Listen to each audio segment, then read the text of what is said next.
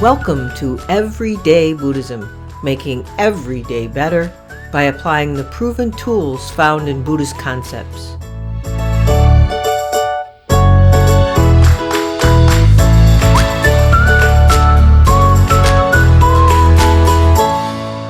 Hello and welcome to episode 18 of Everyday Buddhism, making every day better.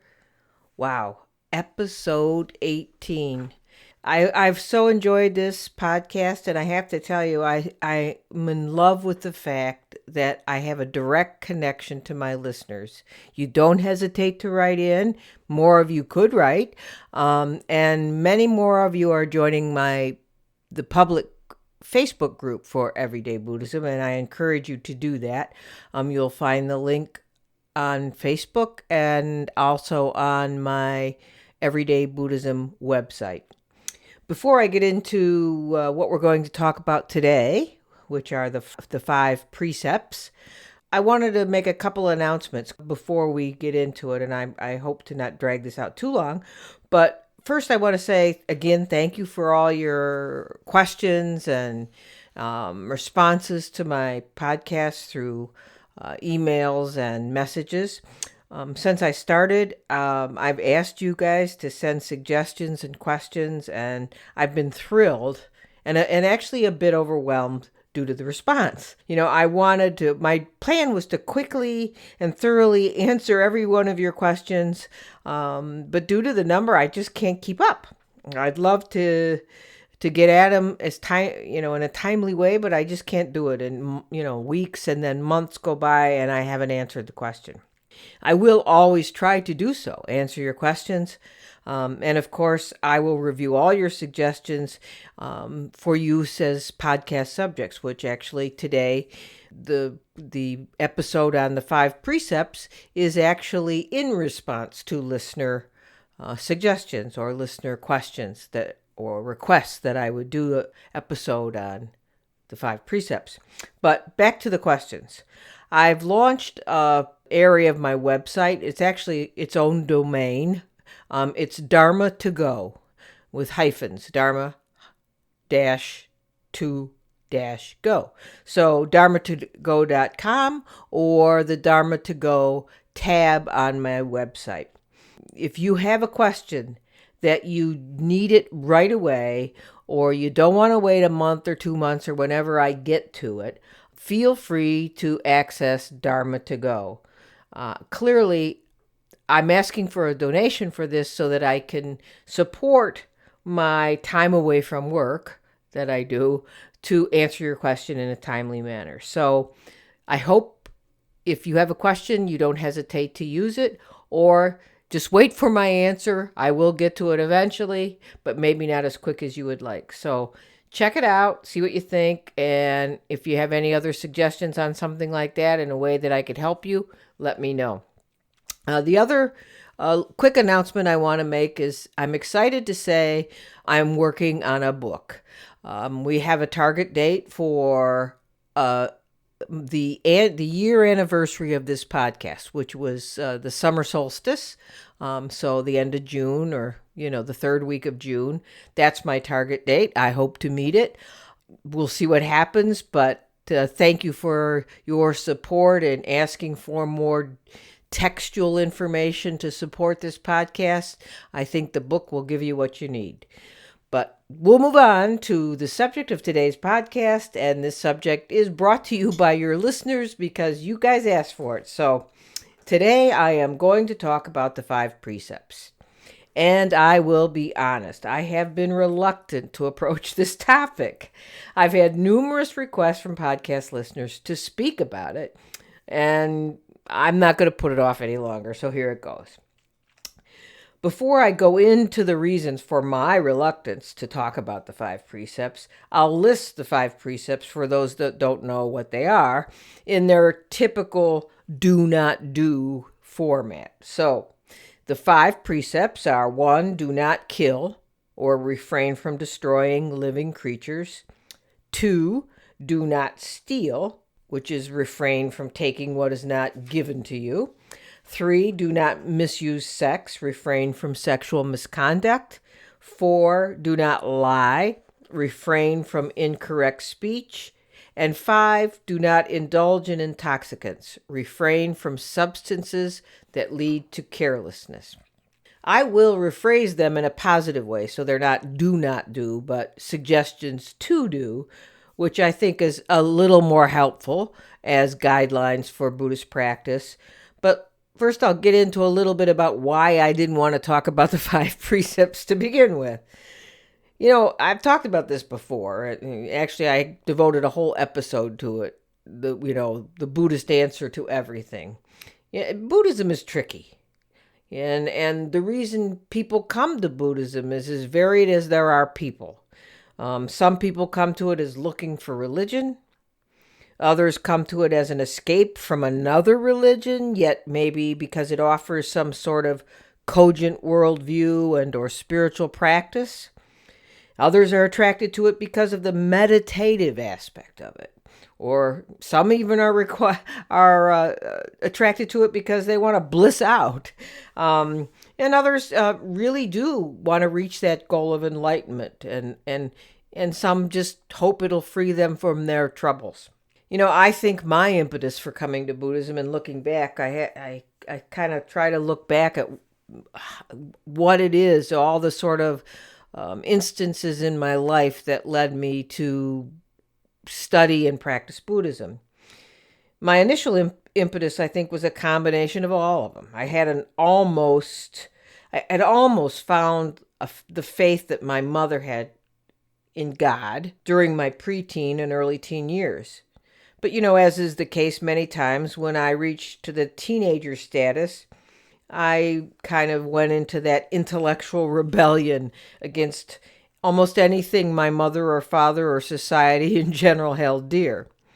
I first started reading about Buddhism back in the, those preteen, late teen year, or preteen, early teen years with the book Siddhartha, which I think a lot of people read, especially in my age, by Hermann Hesse. And then I dug deeper with Alan Watts and whatever was available at the time. And then that exploration led me to explore Hinduism and the Upanishads and the Bhagavad Gita. And then I spent a little time talking to the Krishnas and chanting because of George Harrison. During my teens and early 20s, I fought panic attacks and I had a profound fear of death. That sense of anxiety and fear first visited me when I was even younger, like, 7, 8, 9, 10. 11. Then it reemerged in my late teens. So during that time, my spiritual searching was driven by the urge for comfort and help through those anxieties and fears. I was looking for and holding on to some sort of transcendent comforter, if you will. God, Krishna, Jesus. That's what I needed at the time.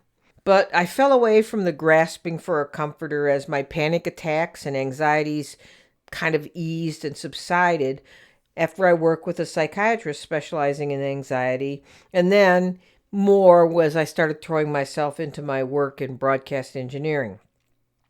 And then as I kind of drifted away from that profound anxiety, sort of ruling my life, I started approaching my spiritual search as more of a psychological and philosophical curiosity. And there's always a part of me, though, still that was looking for that faith I almost grasped as a child, and still probably looking for that transcendent comforter I searched for in my teens and 20s. Buddhism, though, to me, offered that calm, meditative approach, and combined with that philosophical and psychological heft that it has. It was offered all those things I was looking for. And the best part was that I found out the more I got into Buddhism, no matter how much I investigated, there were always more and different paths to explore. So for someone who has this sort of insatiable philosophical curiosity and intellectual curiosity and theosophical curiosity and theological curiosity. It was like if something didn't seem right to me, or if I wanted to find out more, I kept going and I kept finding the more. I looked deeper and deeper, starting with Zen, then going deep into Tibetan Buddhist studies in the Gelugpa school with Geshe teachers, and then I started practicing with the Drikung Kagyu and the Nyingma Sanghas, and taking teachings from visiting Rinpoches and Kempos, until I found a home with the Bright Dawn Center of Oneness Buddhism, and I found my own spiritual center. It was a place sort of comprised of all I'd studied, and a practice that was founded more on a Shin and Zen basis. But through it all, I knew for sure I was not looking for some new set of moral guidelines. I was already pretty uptight, as I indicated earlier, and I had a tendency, to cling to traditional things when I felt insecure or frightened. So what I really think I saw in Buddhism was a path that would loosen me up and chill me out, yet offer the peace of something to believe in or a big story to commit myself to. It was from that environment I have consistently had an uneasy relationship with the precepts. My personal experience with them and the experience I witnessed with others' relationship to the precepts was that they consistently produced far more questions than answers. It seemed, and it still seems to me, that clinging to the 5 precepts as rules, laws, or edicts of moral authority coming from the Buddha just causes more suffering than it prevents. When you look at the precepts from a fundamental surface view, almost every one of them seem impossible to keep when you look at all the causes and conditions and complexities in our modern life. Con Franz, he's the deputy editor of Buddha Dharma, the Practitioner's Quarterly, wrote this about the 5 precepts, and I agree with it. He says, the internet keeps telling me that I'm eating pounds of bugs in my sleep, as one example. And in today's economy, how can we always know what is given or not given? If I click like on a Facebook post just to be supportive, is that a lie? At the same time, the precepts are ambiguous enough that we can, if we're so inclined, weave some convincing stories about how the thing we most want to do is actually the exception to the rule. So eventually they become mere background noise, unquote. So as he points out a little later in the same article about the 5 precepts, he says, they can provide a questioning that turns the lens of this practice away from ourselves and toward how we can serve others. They can give us, at least in the moment, a place to stand. That is, if we remain open to what they mean in each new circumstance. And that's the thing I was hinting at before I got to this quote, is that there's so many complexities in today's world. How can we be certain that we're doing anything right or wrong, quote or quote unquote, according to the precepts? Because there's so many conflicting factors involved, and we really even can't know most of them. That's my unease around the precepts. I'm uneasy because from my experience talking to people in the real world, is that precepts, although useful, if you can skillfully incorporate them as guidelines for your practice, or as what he said, a framework of questioning that can turn the lens of the practice away from ourselves and toward how we can serve others, those are all big ifs. But too often when people who are relatively new to Buddhism anticipate taking or have taken the precepts as vows when they take refuge or ordain as a lay Buddhist, they then see them as rigid commandments or moral absolutes. And when that happens, the precepts become just another set of rules and thou shalt and thou shalt nots that set up brick walls or barriers between our actual understanding of the Dharma, our understanding of the right view, as I believe the Buddha intended. It also can separate people from each other, as if we need more of that in today's world. And it can separate individuals from embracing and gaining a deeper understanding of their own mind and of the teachings of the Dharma, especially if they feel the precepts have set them up as failing.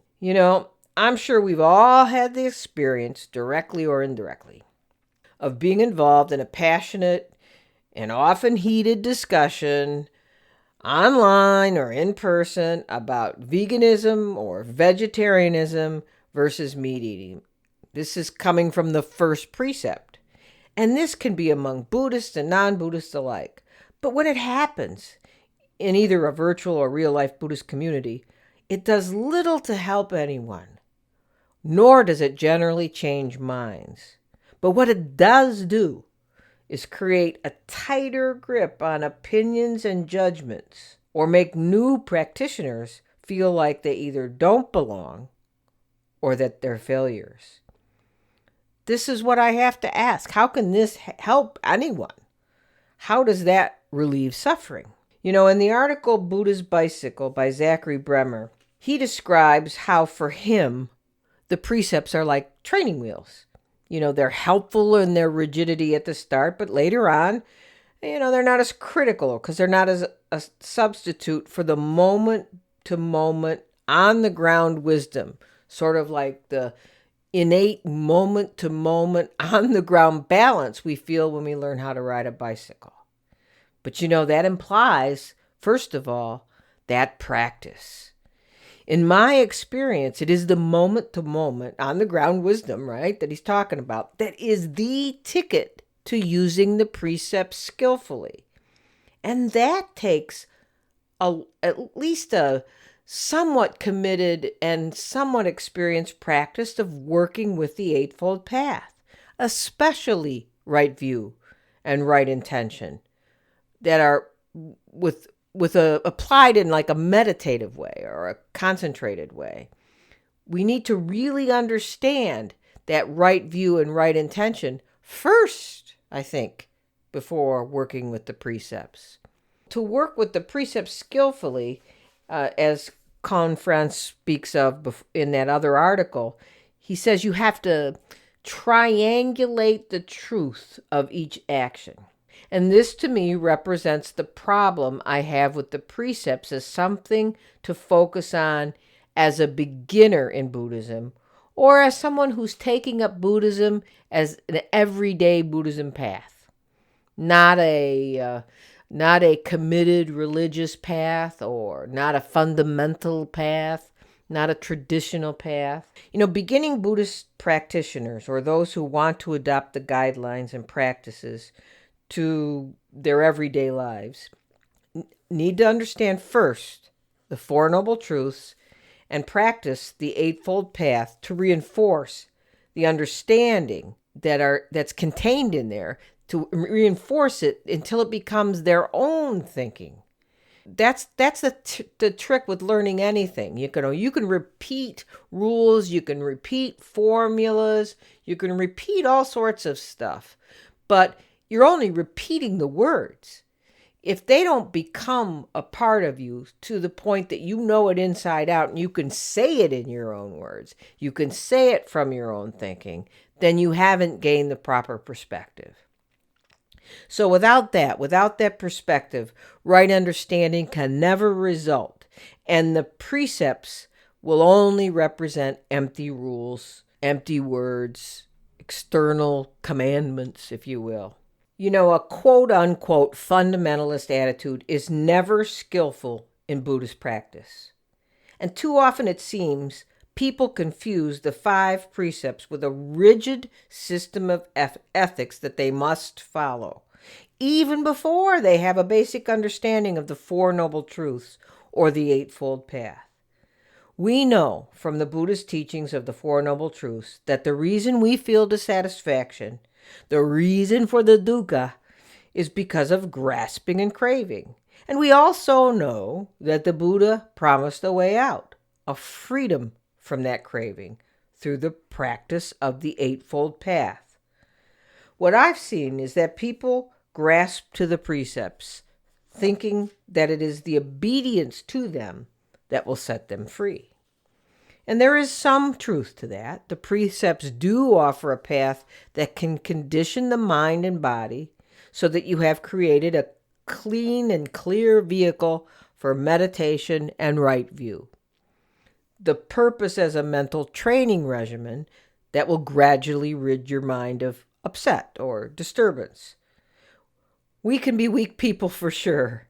I'll speak for myself here and say that, I do sometimes give in to cravings for experiences or things that aren't the best for keeping mental discipline.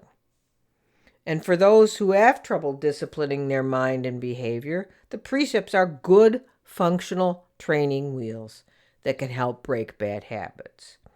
Again, from the Buddha's Bicycle, Zachary Bremer points out that the precepts can work on a subtle level too, in that gradual avoiding of unskillful behaviors. Through it, we can begin to transform the internal structure of how we think about and how we react to certain situations. He writes, quote, "If I habitually give in to my cravings, I will certainly suffer as a result.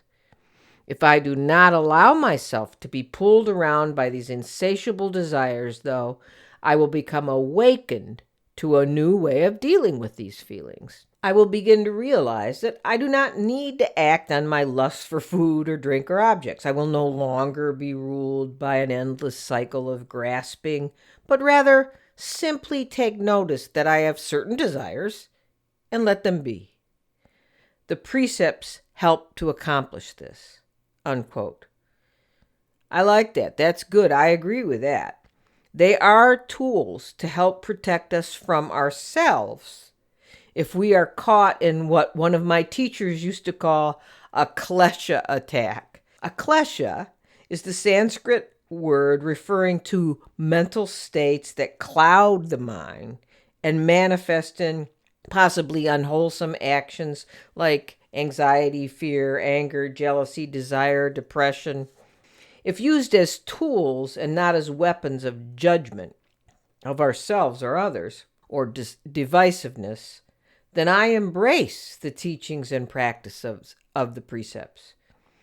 If thought of as a kind of mother protecting me from my own blind or ignorant passions, then I believe the precepts are skillful. I love the way Martine Batchelor expresses how we might interpret the precepts as a course of Buddhist ethics. Quote, "The first is to consider them in terms of restraint, which is most often emphasized in the Theravada tradition of Southeast Asia. In Theravada Buddhism, there are codified rules which monastics follow strictly, avoiding any speech or action that might break them. Restraint facilitates peace and concentration of mind.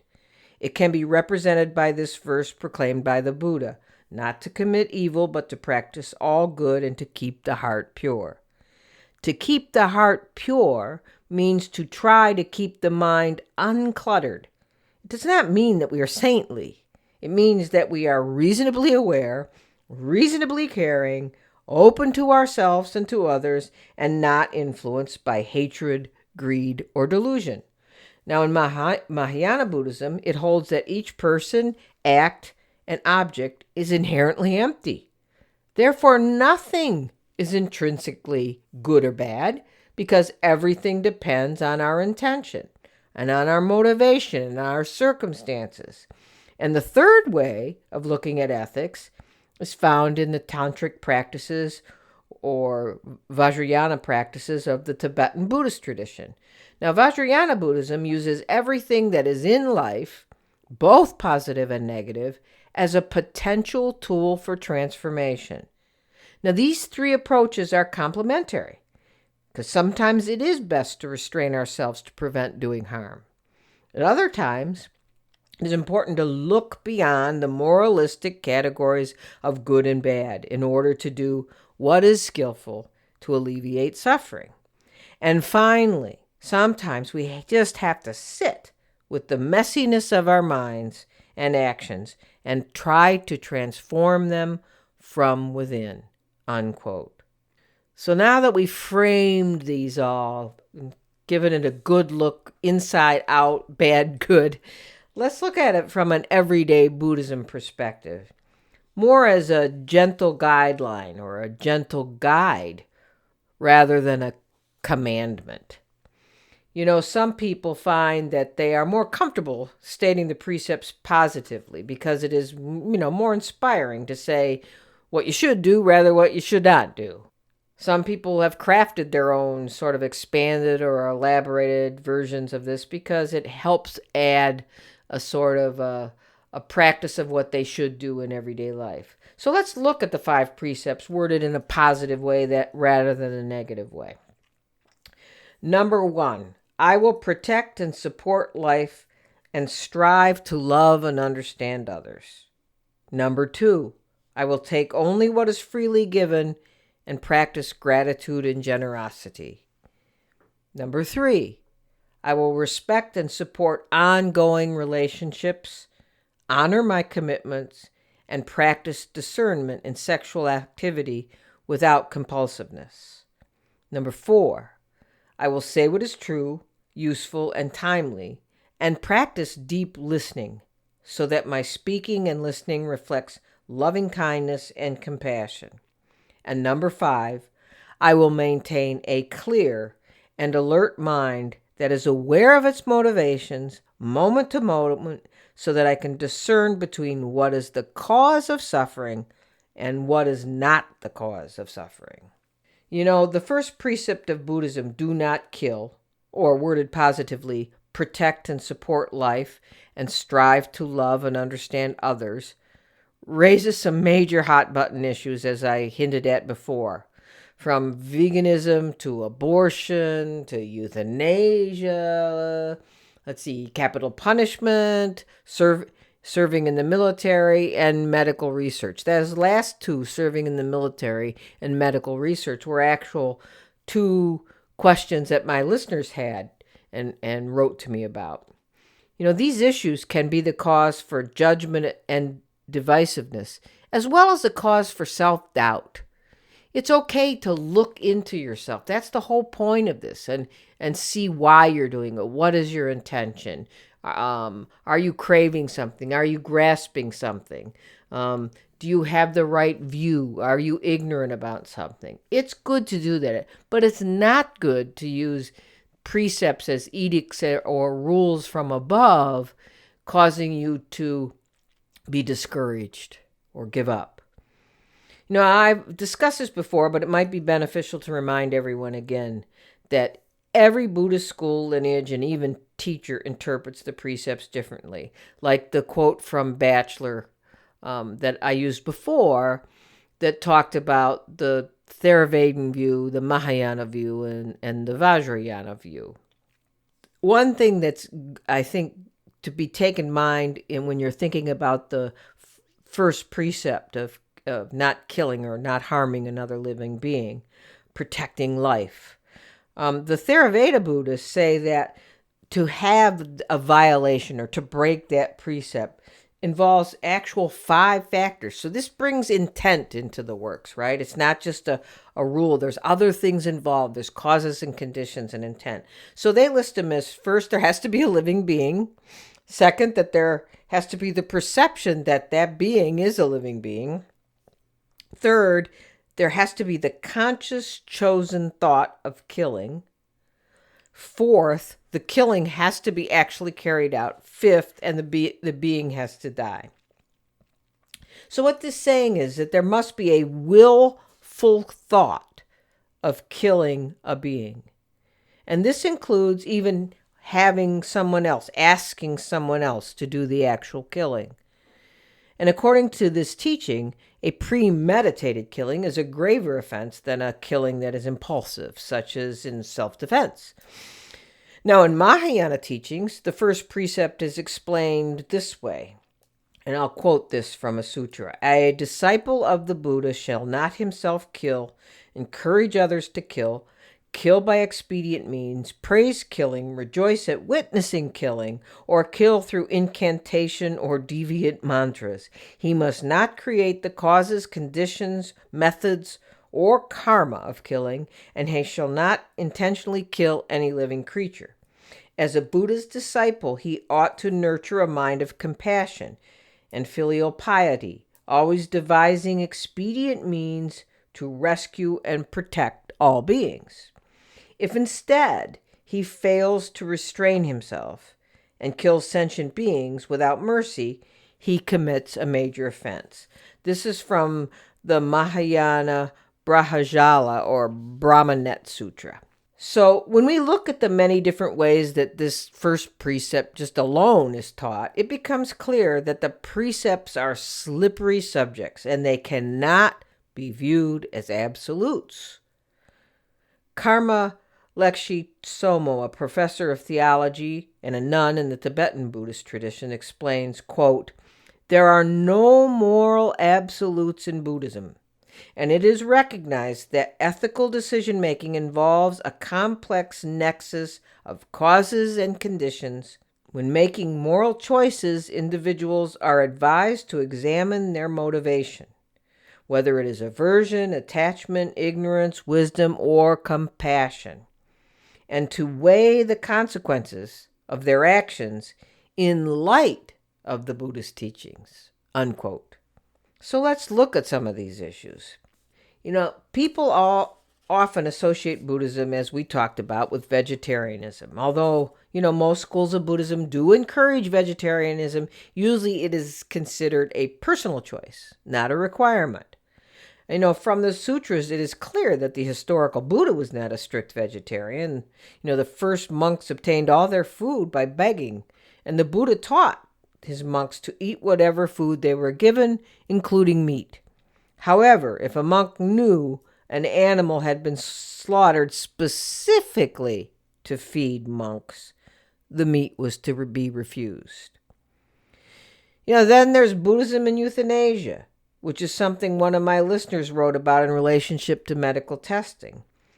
I've read or heard teachers say that Buddhism does not support euthanasia. But again, there doesn't seem to be a hard and fast rule. A prominent Zen teacher says it's selfish not to euthanize a suffering animal out of your own personal squeamishness. And then there's Buddhism and military service. That's another topic that a listener wrote to me about. There are thousands of Buddhists serving in the U.S. Armed Forces, including some Buddhist chaplains. Buddhism does not demand absolute pacifism. Yet, as Robert Aiken wrote, quote, "The collective ego of a nation-state is subject to the same poisons of greed, hatred, and ignorance as an individual." So, war is clearly something that should cause pause and consideration. I think the way Ken MacLeod, a senior student of the late Kalu Rinpoche, who teaches at Unfettered Mind, explained it, keeps the right view in the precept rather than the precept higher than the right view. He wrote, quote, "Given the complexity of life in contemporary society, killing or involvement with killing is unavoidable.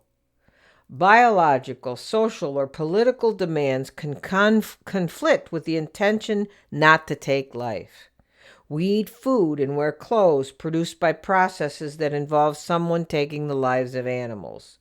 We kill insects and rodents to prevent them from invading our homes or spreading disease. We kill in subtler ways as well. A harsh word may instantly kill years of trust.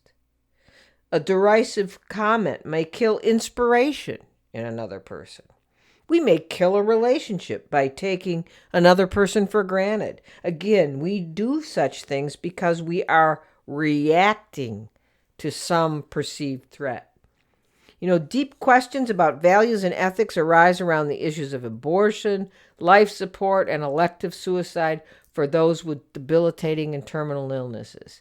In these and other circumstances, always call up compassion so that you see clearly, and then go empty into all the complexities so you know what is, and in that knowing, act without hesitation. Unquote. Moving on to the second precept, not to steal, or put positively, to take only what is freely given and to try to practice gratitude and generosity. This one is harder than it seems, I think. We all think, oh, well, I don't steal. There are some thoughts that I had inspired by Donald Rothberg, who teaches meditation and socially engaged Buddhism. And I've thought about these things before. Can you say that you're breaking the precept of not stealing or taking what is not freely given to you when you use work time surfing the internet? Or when you use your roommate's shampoo without asking? Or when you take office supplies from your work because you rationalize it as compensation for being underpaid? Or when you exaggerate in your tax deductions, or enjoy even your economic and social privilege through participating in a system in which others have been unfairly exploited.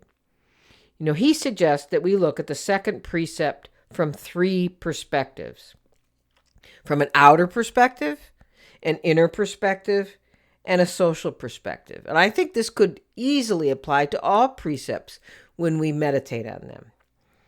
Okay, the outer perspective. Reflect on any of the examples I just listed. What were the root causes, both inner and outer? What was your motivation? Did you cause harm to yourself or others? Look more generally at the balance of giving and taking in your daily interactions. How might you strengthen your generosity? And then the inner. Monitor your actions. Look at greed and the way you grasp and the things that you grasp at, so that you can develop generosity, renunciation, moderation, and a sense of inner contentment. Greed and grasping are rooted in delusion, the misconception that our well-being depends on acquiring something out there, a certain object, experience, or relationship. But we learn through our practice that ultimately our being, our presence, is enough when we see clearly. Try being attentive to moments when you desire something strongly. Greed will typically be characterized by a self-centeredness that forms that desire, a lack of connection to others, a feeling of being out of balance or out of control, an obliviousness to consequences, and at times even an exaggerated sense of entitlement. Reflect on these distinctions between a legitimate desire and pure greed. And the social way he suggests we look at these, the second precept, and I suggest that you could look at all precepts this way, is that the individual is also involved in an overarching social ethic. Thich Nhat Hanh tells us not simply to possess nothing that should belong to others, but also to prevent others from enriching themselves from the suffering of other beings. This might mean to live more simply and to be aware as possible of social tendencies toward greed and grasping, how we have internalized them in our own lives. Reflect on our everyday choices in areas such as food, investments, and community life, and in our relationships to social privilege, unquote. Now, the third precept, to respect and support ongoing relationships, honor commitments, and practice discernment in sexual activity without compulsiveness. Fortunately, I doubt that any listeners of this podcast would approach this precept with a strict or fundamentalist view towards sexual and gender identity or non-traditional relationships, so I won't even touch those issues. But as is the case with all the precepts, these are not rules.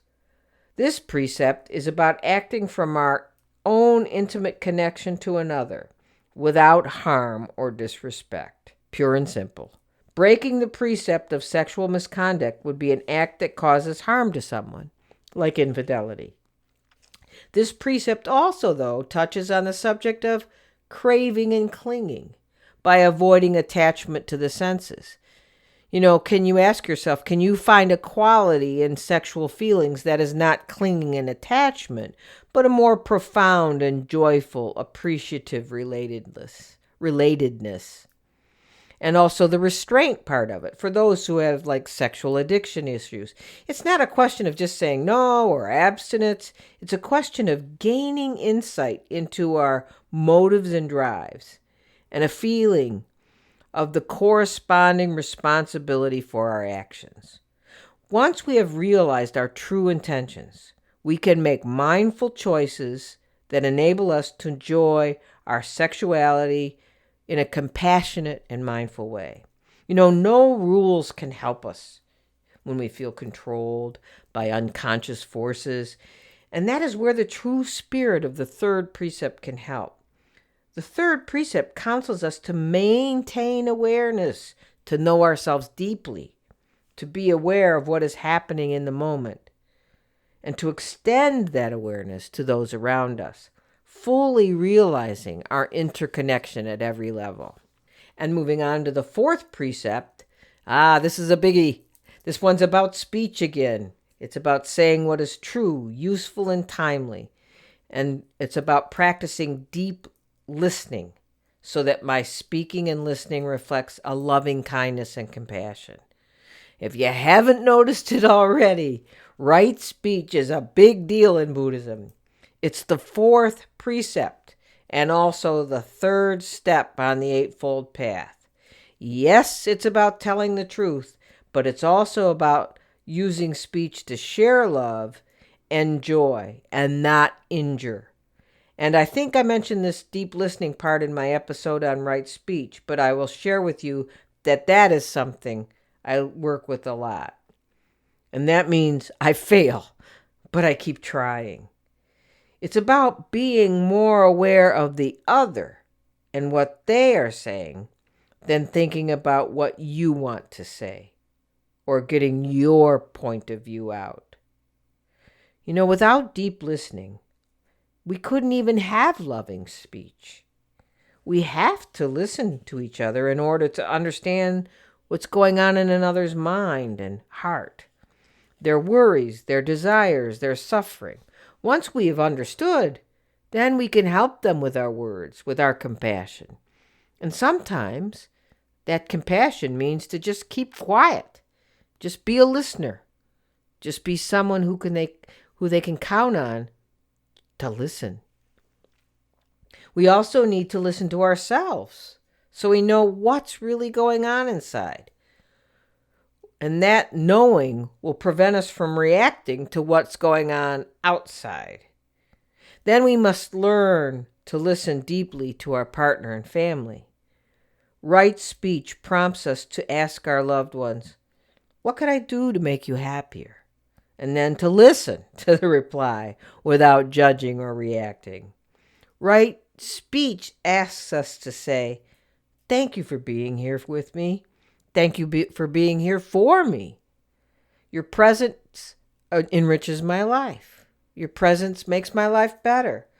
So please tell me how I can listen to you and love you better." Some of the sticky questions that I've been asked, and I'm sure others have been asked about right speech are, is it okay to tell a white lie? We've all been there. Sometimes the truth is just too hurtful to say out loud. So it depends very much on how you tell the truth. In Buddhism, we can never say that a certain conduct is right or wrong. It isn't possible to give blueprints for ethical behavior because every single situation is different.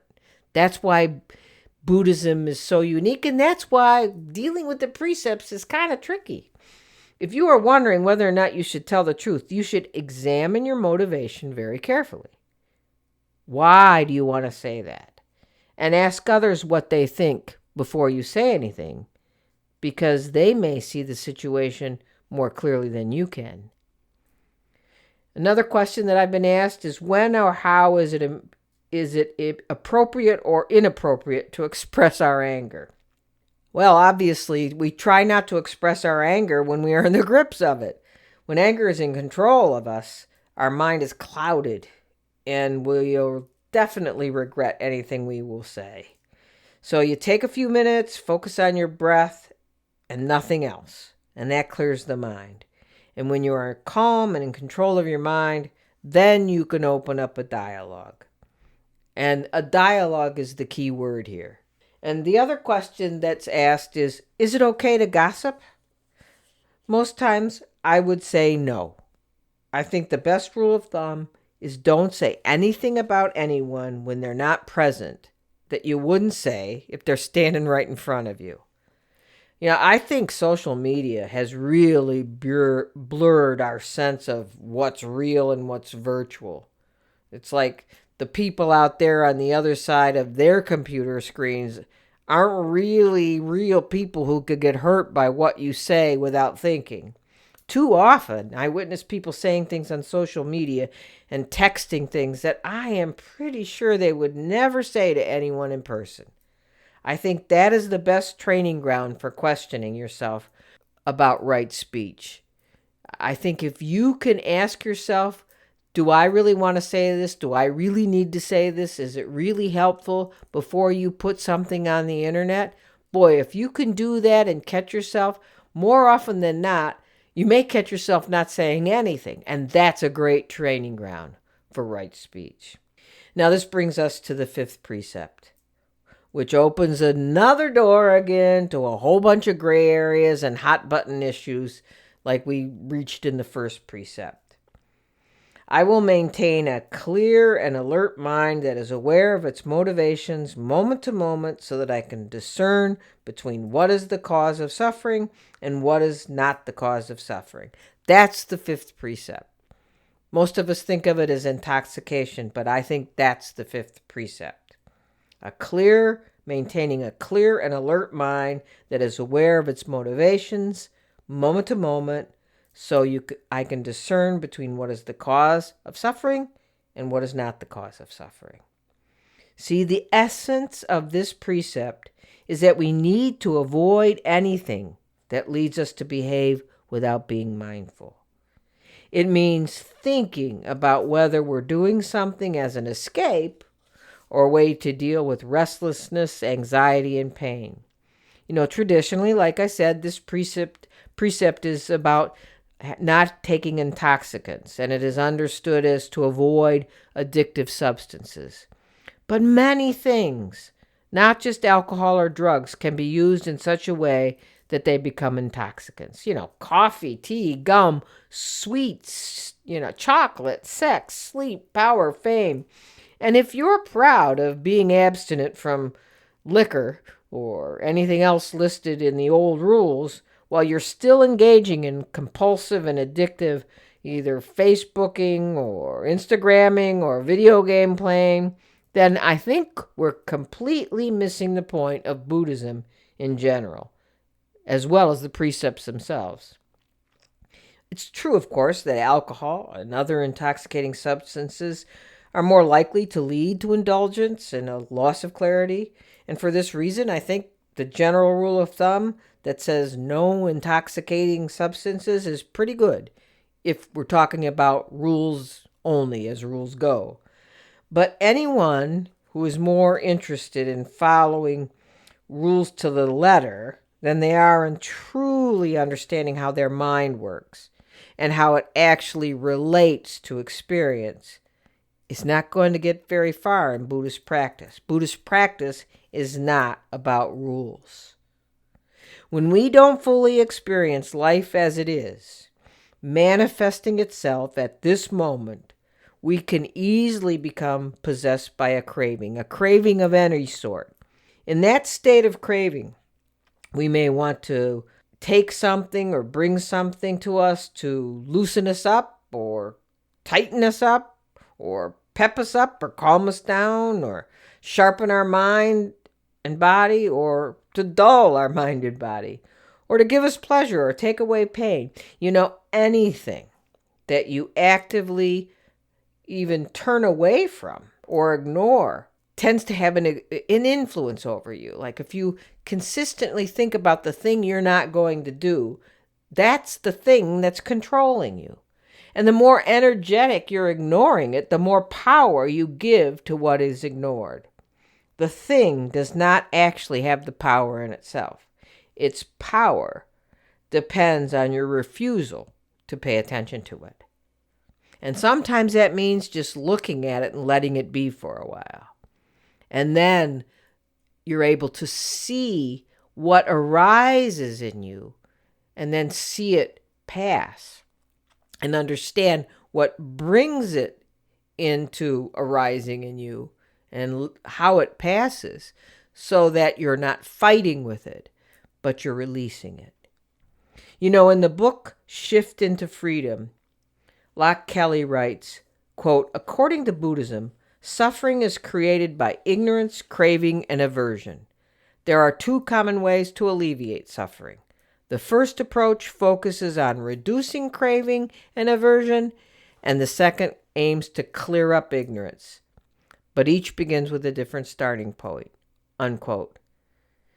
From my perspective, clearing up ignorance is the only true way to alleviate suffering. Looking at the precepts as rules of ethics takes the form of a permission, a permission of what we can do and what we can't do.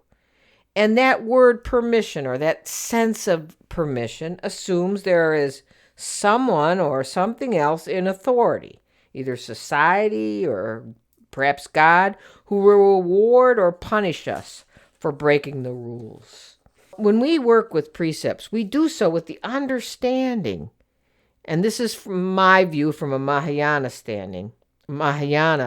perspective. So that understanding is that self and other are delusions. This concept of ethics is not one based on a transactional experience of granting me anything for doing the right thing. It's firmly anchored in the non-dual perspective central to Buddhist philosophy. There is nothing external to us acting as an authority. We are our own authorities based on clearing up illusion and gaining wisdom. But this requires working with ourselves on a very deep and intimate level, honestly evaluating our own motivations and thinking deeply about how our actions will affect others. And by doing this, we ourselves will then open ourselves to true wisdom and true compassion, and to an enlightened vision and enlightened activities.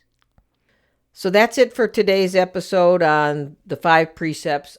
I can hear it now. I didn't give any answers, did I? Nope. There's no authority. I certainly am not one. And I don't think most of the teachers are one. They guide you. So think of them as guideposts or loving, kind guides, but not as rules. So thanks for joining me on this episode. Again, thanks to everyone who's donated or commented on my podcast over the past weeks. Like I said, I always try to reach out with a private email of thanks, but be patient because, as I said, I'm quite behind. But each week, I'm thrilled to say that more and more of you have commented, asked questions, and suggested podcast subjects. And I hear you.